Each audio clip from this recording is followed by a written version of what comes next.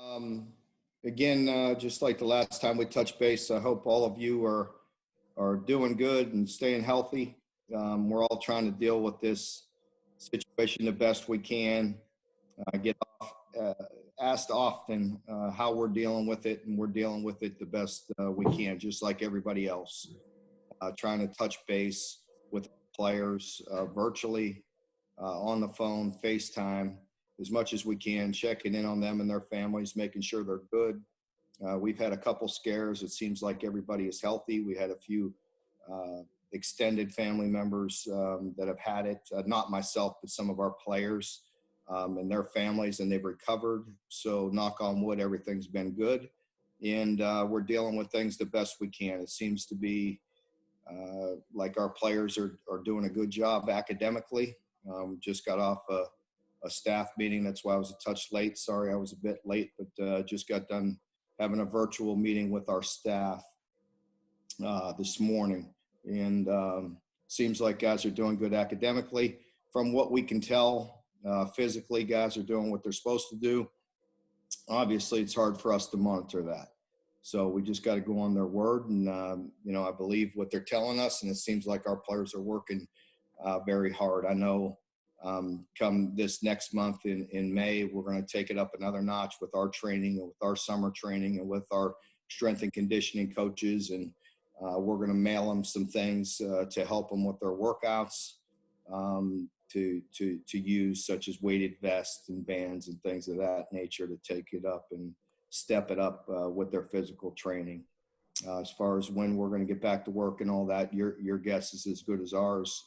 We're just still listening to the people making those decisions. And in the meantime, we're doing everything we can to prepare to be ready to play on September 5th. As for the draft, very proud of our players. As you know, that was a very special group. Proud of them. I think the two guys that were drafted landed in some great places. I think for Lynn to be out in Las Vegas and to be with the Raiders and a part of that organization, moving to a new city, new stadium. I know there'll be a lot of excitement out there when they get going, and Lynn will help, and he'll contribute to that organization and to that excitement. I know some guys on their staff very, very personally and closely, and they're excited about having him. So very proud of Lynn. He's come a long way. That's been well documented. You guys all know that, but one of the best players to ever wear the blue and white, and he'll do a great job in the NFL, and we're excited for him. Same with Logan. Logan was a mainstay for us for many years. I've said it often. I don't care where he was drafted, where he went. He's a guy that I believe will play a long time in the NFL. He's a big, strong, physical guy that is very intelligent, and I think he also landed in a great spot in Detroit. And I'm excited to watch him and see where he goes. As for the other guys that were signed free agent contracts, I think they all have a great chance to make teams. They're very good football players. They've overcome a lot already, and I expect them to have a great opportunity. All right, Coach, thank you very much. Our first question comes from John Hale. Go ahead, John. Hey, Mark, we're starting to see the pro teams maybe start to move towards playing again without fans in the stands. What are the different challenges for college teams as opposed to playing without fans, considering the players aren't paid, all those other things? Do you think that's a viable option for college, or do you know? John, I really don't know. I think there are definitely some different challenges for us.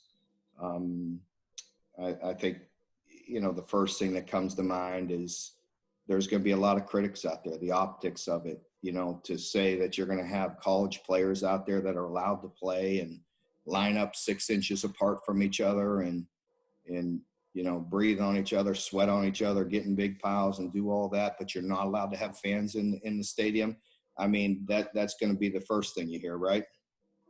People are going to, the optics of it, that's decisions, people need to make that, again, are above, my deal. So other people are going to make those decisions. but I'm not sure that's a viable option. The other thing compared to the NFL is financially. I think it's very important to have people in the stands. Universities are counting on that. We need people in the stands. Before this whole situation happened, you heard me talking about it and kind of encouraging our fan base to pick it up and to pick up season tickets and to get in there because we need them. It makes a difference to us having them in there both financially and for their support. Christian, go. Okay, next question is from Josh Moore. Josh, go ahead. Hey, Mark, when you talk about, the possibility of having to play without fans and all that, just how do you, what are the players like? Kind of what are your conversations with players about all these possibilities? I'm sure they're asking the same kind of questions that we're asking, and I know you can't probably impart much different to them than what you do to us, but. No, I really can't. And what I tell them is the world's a big place, and there's a lot of people affected by this. So we know there's some inconvenience going on right now, but we're not alone. So deal with it. Deal with it the best we can. And just like I tell them often, control the things you can control. And that's how you're doing academically, what you're doing with the structure of your day and preparing. When they tell us to go, we'll be ready to go. That's the important message for me to them is to not worry about all of that as best they can. It affects all of us, and it gets discouraging. It gets tough on all of us, but you have to deal with it the best you can. And,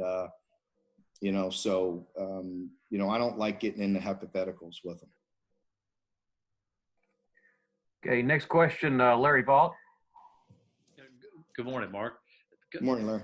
A couple of things for you. One, did you think that Calvin Taylor would get drafted and maybe why do you think he did not? And then also with him going to the Steelers now, Bud Dupree just signed that $16 million deal. It's kind of wondering how proud you are of Bud and what he's done. That's great. I didn't hear that. When did Bud sign that deal? I think that was Friday. Okay. I didn't read about that yet. Well, that's good. I knew Bud had a big payday coming. So I'm very proud of Bud. It does not surprise me that he earned a big contract. He was very well deserved, and he's worked hard and done the right thing. So very proud of Bud. I think with Calvin going to Pittsburgh, I think that's a good fit for him. Pittsburgh likes big guys, just like Bud. Big, strong, physical guys, just like Benny. So I think Calvin will fit in well with that organization. I did think he'd be drafted late. But it didn't happen, but maybe it's a blessing in disguise. Maybe the Steelers needed him and he'll go there and do well. Calvin has done nothing but overachieve. Again, the story where he comes from. We picked him up late, because I saw his size. I saw his raw ability, and I thought, if anything, he had an opportunity to be a tackle. But he was starting to really come along at defensive tackle, and we needed him. And, was a mainstay for us the past couple of years and contributed quite a bit. And with that length, it really helped us. And hopefully he'll do the same with Pittsburgh. Thanks. Okay, next question is from Mansour Shaheen. Mansour, go ahead, please. Hey, Coach. Two questions for you, I guess. So first, did you have any contact with Logan on draft weekend, especially maybe like right after he was drafted? And have you had any contact with the Detroit Lions coaching staff since they drafted him? Yeah, I talked with Logan after the draft and just wanted to congratulate him and visit with him, and he was very excited. I knew I had not talked to him prior to him being drafted. I know how that goes. I've been around a long time with these guys, and that's a very stressful time for these players. It feels like an eternity for them and what they're going through and waiting for their name to be called.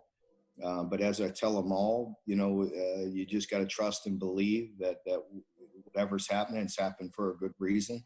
And I know he's excited about playing in Detroit. He's excited about playing for that staff. And so, no, I have not personally talked to those guys since the draft. I do know some of them and talked to them prior, but I think that's a good fit, and I'm excited for them. Thank you. Okay, next question, Charlie Walter. Go ahead, Charlie. What's going on, Coach? How are you? Good, Charlie. How you doing? I'm doing well, thanks. Question for you is about diet right now. So important because a lot of these guys, I mean, we're in a time period where it's somewhat noble to get takeout every single night. So with You that want me being, to stand up, Charlie? absolutely. So with that being said, with exercise being down somewhat, I'm sure, considering a lot of these guys just have body weight and sprints and whatever it may be. With that being said, how important is it to have the dietitian involved and make sure that these guys aren't, eating out every single night? Yeah, it's very important. But it really comes down to something we talk all the time about, Charlie, and that's discipline. It really is, because we've worked extremely hard on developing leadership, for years and years and years. And this is a great example for our players to take advantage of that and to adhere to the message that we've been giving them for a long time. Because it takes great discipline, accountability, and dependability to get up and do what you have to do when nobody's watching. What time, you're talking about eating. That's one part of it, and it's a major part. It's very important. It's very important for them to consult with our dietitians and our strength and conditioning staff. I just got off a staff meeting, and that was one of the things I started with, was where are we at? How do you feel our players are doing?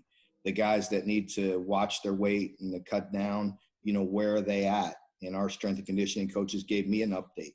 We have to take these players' word for it, where they're at. Then the guys that need to bulk up and to make sure they're eating, or are they getting enough groceries? Do they have the resources to be successful and to keep things up? That's one part of it. But, there's a big piece of it is, do they have the discipline to get up every day, take care of their academics, go do their workout any way they can? Or are they submitting? Are they giving in? Are they just caving to what's going on around them? And people that do that are not going to be very successful. The people that get up and have a structure to them and have a schedule, and that are being accountable to their teammates and to their organization, then they'll be successful. And the teams, when we come back from this, the teams that do well are going to be the teams that are doing a great job, with the things that we're talking about right now, because it's hard to monitor them. You have to trust that they're doing the right thing. I believe our players are, but we'll see when we get back at it. Okay, next question is John Wong. Go ahead, John. Hey, Mark, you talk so much about accountability and dependability. I think in the last media conference, you said that you really need this team to be player-led, and no time is more important than now. So can you kind of give us some examples of players who may have stepped up and taken that leadership role this year during this time? I think, talking to our coaches, I know some of our players are doing that. They're getting on the phones, challenging their teammates. They're checking in with their teammates, sure they're doing the things necessary to be successful. I know Josh Ali's a guy that the players have told me have been on the phone, with them and challenging guys to do right. I know there's others, and they're checking in on each other. And so I feel good about it. But, again, there's no way to monitor all that. But I do trust our team and believe they're doing the right things. I know it's not 100%. We talk often about the 10-80-10 rule, right? There's always 10 people in any organization that are elite. There's 80 that are floating around somewhere in the middle, and there's 10 at the bottom. And we want to make sure that we don't have too many guys in the bottom 10%. And we want the guys that are elite to drag guys up and to make sure they're doing the right things, and making sure we have a hell of a lot of people that are elite in the top 10% of our program. Okay, next is Gary Graves. Gary, go ahead, please. Hey, good morning, Coach. Good morning. You were talking about being ready, whenever they decide to start up. But how much does it change things if they push the schedule back and try to do a full schedule and it runs into maybe December and during recruiting periods for you? I mean, it'll be different. It'll be different for everybody. Again, I know, there needs to be some discussion about all this because we can't put our heads in the sand and we have to be ready for all options. But right now, our focus is to be ready for September 5th. We had a conference call with our commissioner and assistant commissioners and all the head coaches last week, and we're all on the same page on what we feel like, what timeline, we feel like that we could bring guys back and be safe and be ready to play. And that's where our focus is right now. Great. Thanks, Coach. Yep. Okay, next question from Kyle Martin. Go ahead, Kyle.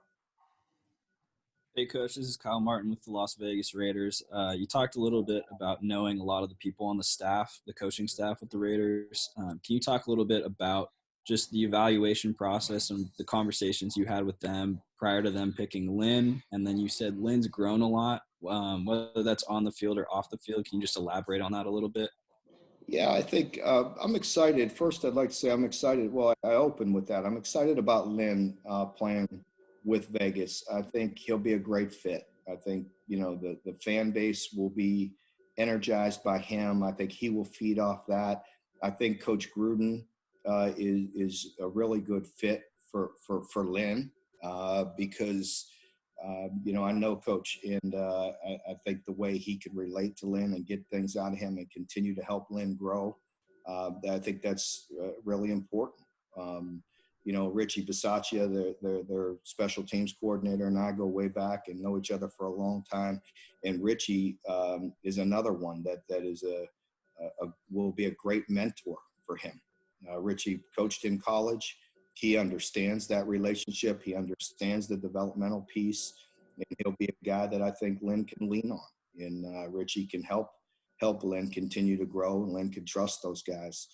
So I think it's a really good fit, and hopefully things will work out for both sides. Okay, next up is John Clay. Go ahead, John. Mark, you talked about it in that conference call. The coaches talked about how much time you might need to get ready for a season without a full spring and summer. Are you going to need more time, you think, than normal, or would it be a same training camp no matter when you get started? Well, I think we're talking about some adjustments. John, I don't really want to get into all that because right now we're just taking down a lot of information, and the commissioner and the leagues are gathering some info. But, hopefully there will be some type of adjustment. For instance, if we can get back, say, I'm just saying hypothetically because y'all love for me to dive into that, and I generally do not. But if we can get back in July, then maybe there could be some type of leniency with us in what we're allowed to do with these players because of missing spring. Maybe, see, our guys usually, we're allowed to watch them train. We're allowed to watch them lift and run and do things. And then we have to leave the field to watch them do 7-on-7, which the players are going to do anyway. So maybe, it would be the type of thing where we ask them, let us watch them do 7-on-7. Let us coach them. Let us, improve the product because we are crunched a little bit. I think obviously the first thing we all have to do is put safety first with our players, making sure they're conditioned and ready to play. That's undoubtedly that's the number one thing. It's just to make sure physically they're ready to play and in good shape and taking care of their safety. That's first and foremost. And then from there, what can we do to make sure we're putting a good product on the field? We all miss spring. We all have some newcomers. And so, those are some things that maybe can be discussed to where, when we get back, maybe we're allowed to spend some time with them, to teach them, to coach them, to make sure they're doing things safely. Just some common sense issues that we could possibly adjust. Those are just some things we're kicking around and talking about and trying to be prepared for, trying to be ahead. So when and if we get this green light, we're ready to move forward and put the best product on the field and make sure our players are safe. Now, quit getting me to talk about hypotheticals, damn it. I appreciate you doing that. Thank you. Next question comes from our latest father in the group, I believe, Nick Roush. Got a new one. Congratulations, Nick. Thank y'all. Thank y'all. Congratulations, Nick. Thanks. He's What you have, a boy or a girl? little boy. He's Good for you. Thank you. It's exciting times. Yeah. I recently saw ESPN rank the strength of schedules, and y'all were at number 64. Do you think you have the 64 most difficult schedule next year? I didn't look at the 55 ahead of us, but I think you know and I know nobody in the SEC needs to apologize for their strength of schedule. So no more needs to be said about that, you know? From a dad's note, though, If any of them thinks it's easy, let them go ahead and line up and tee it up against those. Yeah, it's real easy. from a dad note, though, a lot of people are having to homeschool their kids now. What subject's the most difficult for you to grasp when instructing your kids? That's a good one, Nick. Yeah. I hope you stay up all night with your newborn. You know, my kids tease me all the time because I always ask them, I'm poking them around all the time. What do you need some help with? Do you need dad to help you with? And they kind of just chuckle. They laugh at me a little bit, but definitely my oldest boys, the math, the algebra. Yeah, I got no chance. I mean, I don't know how these guys are doing this kind of stuff in the seventh grade. It's ridiculous. Thanks, Mark. Hey, I can still beat the ass in Monopoly, though. All right. Next question comes from, let's see, Kent Spencer. Go ahead, please, Kent. Yeah, Mark, what kind of growth did you see from J.J. Weaver from when he showed up on campus last year to when spring practice got shut down? Yeah, quite a bit. As I mentioned, late in the season last year, maybe even postseason, but JJ was probably a guy, you know, we were able to redshirt the entire group. But I definitely say JJ could have been a guy that was ready to play by about mid-season last year. And we got some snaps out of him, and we preserved that year. You know, so that's a good thing. But we also, with that new rule, you were able to see quite a bit of growth because we had him playing late in the season. And so they were always ready mentally to play and working hard and working with our coaches, you know, mentally, physically, you know, instinctually, everything improved for him. He's a guy that we are very, very high on. He has that size and that length and the twitch that you're looking for. So JJ has a bright future, and we're excited about that. Okay, next question comes from Eddie Pascal. Eddie, go ahead, please. Hey, Coach. Eddie Pascal with the Las Vegas Raiders. Mike Mayock said over the weekend that Lynn is going to play predominantly as a running back, but he's certainly going to be able to be moved around John Gruden's offense next season. What is having a player like Lynn who can kind of fill all those different roles do schematically for an offense as a whole? Well, you know, it could create a lot of problems. You know, you saw that last year with LSU and what a great job they did at using their running backs at the receiver position. It put a lot of stress on defenses all year, and they did a remarkable job. And you know, I know Coach Gruden will have his wrinkles and have his ways to use them, but I think, you know, that's the first thing that you think of. If they're going to use him primarily at running back, think of the way you could possibly motion him out or line him up, removed, return him. You know, he can do a lot of things. And so, you know, that's what we had hoped moving into the draft, that his versatility would really help Lynn. And I believe it did. You know, you could see that with them talking about playing him at running back, which we really never did except in the direct snap situation. Not that he couldn't have, because he certainly could, but we had we had quite a few running backs that we trusted, and so we utilized them in a different way. But, prior to the draft, you heard us talking about Lynn can play a lot of positions, and running back's one of them. So I think that'll be exciting to see him play there. I know he can do it. And the weapon that he can be, get him out of the backfield and get him to empty situations or free releasing him out of the backfield will be fun to watch him get the ball in his hands. That'll be a way to get the ball in his hands. And Gruden will be, he'll utilize them the right way and be creative. And so it'll be fun to watch. Awesome. Thank you, Coach. Yep. Okay. Next question is from JD. Is that Jeff Drummond? Is that you, Jeff? Yeah, that's me. Tony. Okay, go ahead. Hey, Mark. Good to see you. Hey, Jeff. Good to see you. Yeah, doing okay. Glad to hear you guys are too. I was just wondering, there are probably times with you that technology and kids drives you crazy and some of the things that they can do with it. But we've heard these stories of what your guys are kind of doing to stay in touch with each other and to kind of use it to keep their mental training going. Yeah. Like the quarterbacks, they told me they were doing some kind of coverage Jeopardy. Yeah. The other day. Can you talk a little bit just about how the staff and the players are being creative with this and just trying to maximize their opportunities? Yeah, I think just like you're talking about, that's a great example of Coach Henshaw because he's meeting with those guys quite a bit. I think that's one position to where this is extremely important.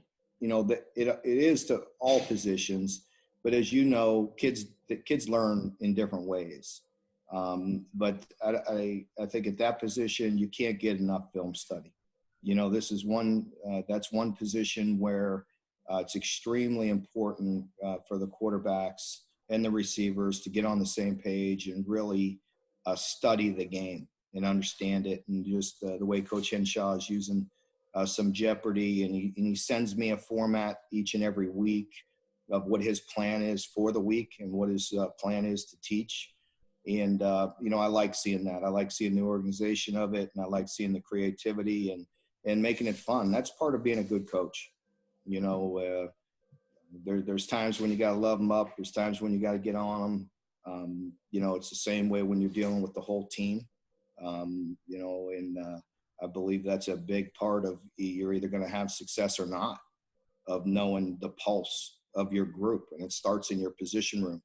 And, I tell coaches all the time, I mean, you can know all the X's and O's you want, but you better have some talent. And what I mean by that is you better have talent. You better get to kids. You better get to them, and they better be ready to play for you.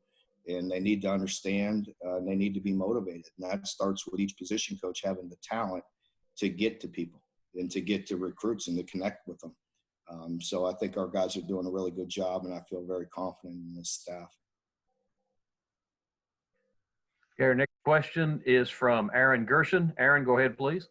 Hey, Coach. I just saw the video of Terry running on a treadmill the other day, and I was wondering, first of all, how he's doing and what his rehab process has kind of looked like with all this going on.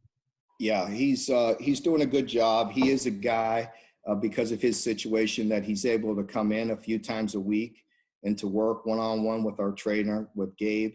And, that was a video that you saw of him running on the treadmill. That's one of those treadmills where zero gravity, so not much pressure on him. Again, Gabe was on our conference call this morning and gave me an update on him, and he tells me that Terry's leg, I was asking about the atrophy and just what the strength was in his leg, because that's the most important thing at this point. And he tells me that the size is there, the mass is back. So that means his both the right and left quad are the same size. So that's a good sign, but he's still not at 100% in strength.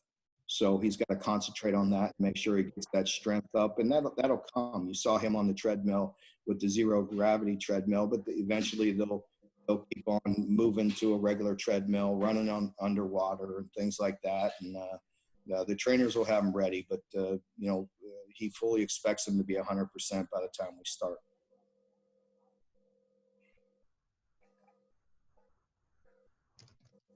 All right, our next question is from Josh Moore. Go ahead, Josh.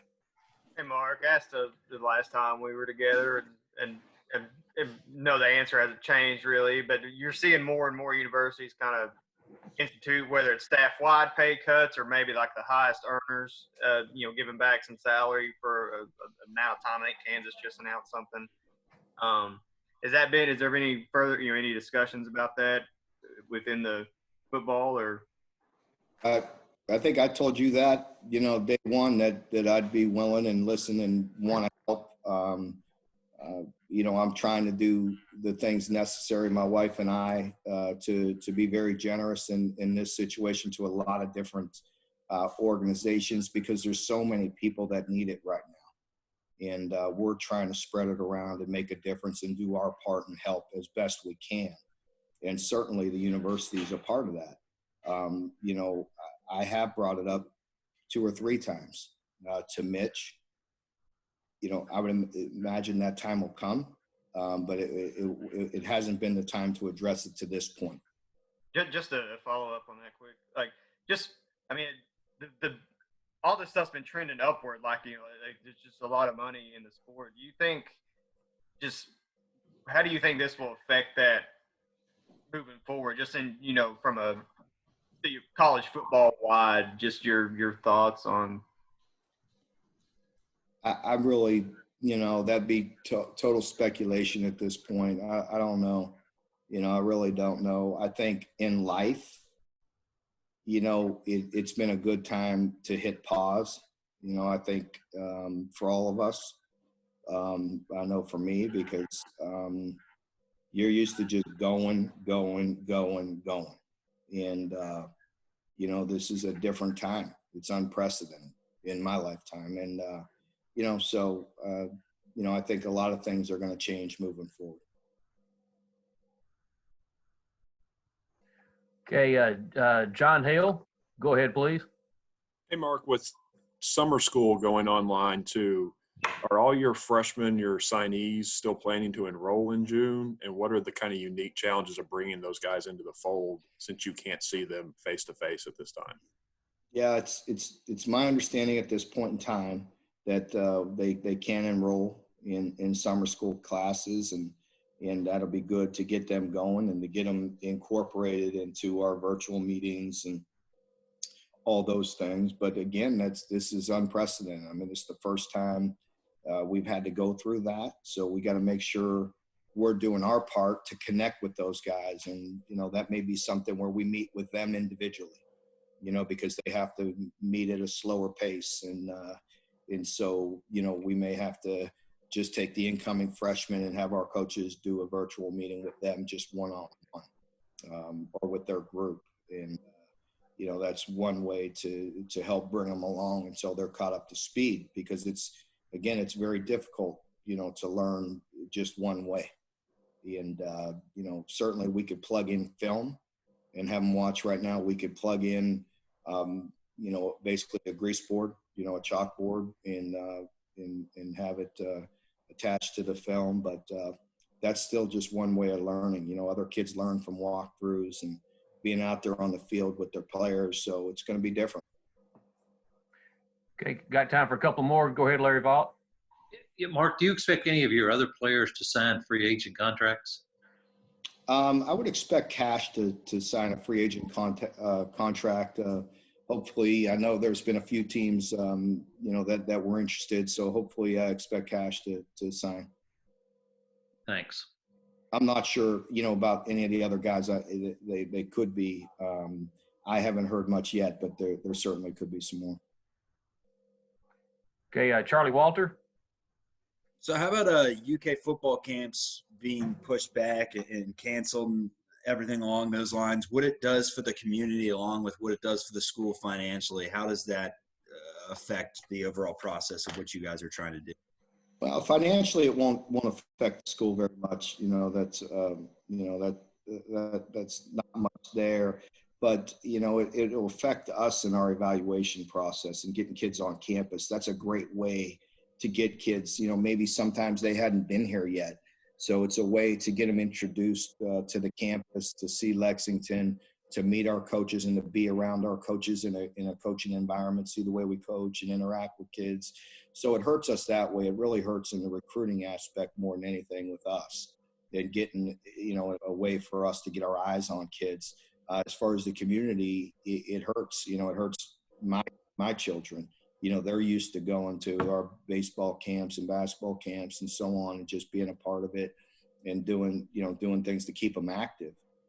So I think in that part, it's going to drive a lot of moms crazy, because that's always a good way to get them out of the house for a couple days, and for us as coaches to interact with them, spend some time with them, and have some fun with some youth kids. So again, just like all this, just different, different year. We all have to adapt to it as best we can. Okay, Kent Spencer.